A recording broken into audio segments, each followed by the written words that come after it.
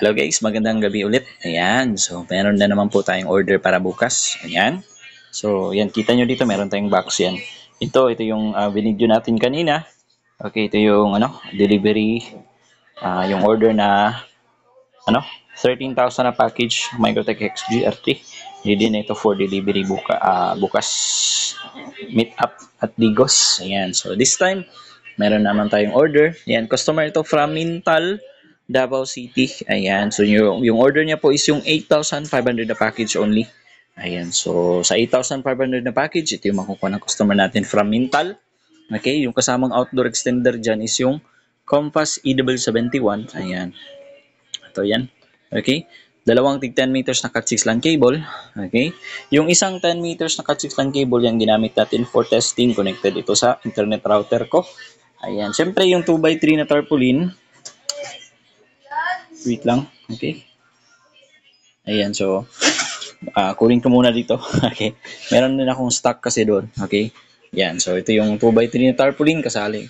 Hindi mawala yung 2x3 na tarpaulin kasali talaga yan sa package. Okay.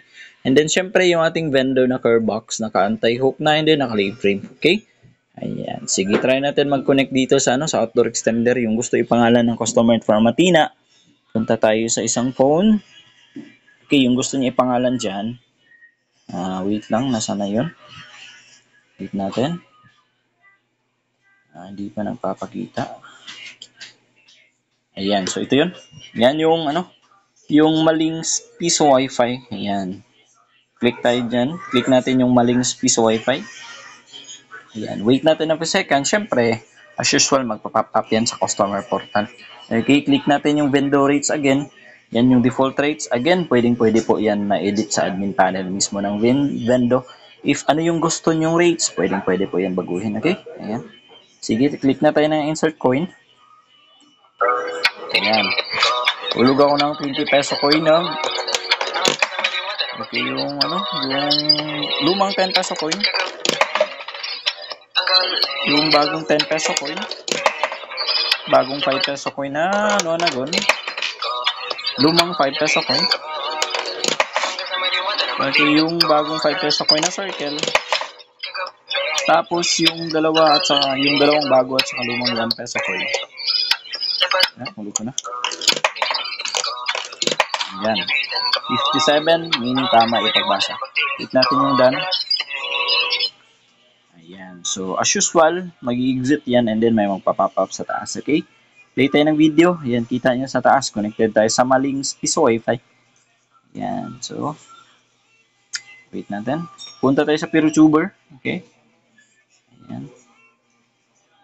Ayan, hanap tayo ng video. Okay, para makita nyo. At makita ng customer natin na gumagana yung vendor. Okay? Ayan, kita nyo yan. Play natin yan.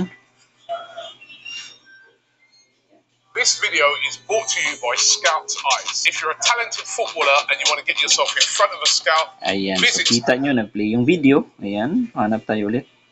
Ayan.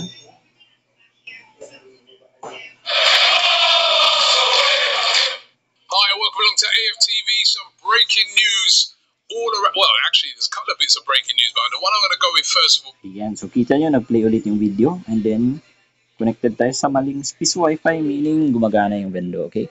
Again, customer ito from Mintal, Davao City. Yung order niya po is yung 8,500 na package only. Okay? Ready na po ito for delivery and set up bukas. Okay?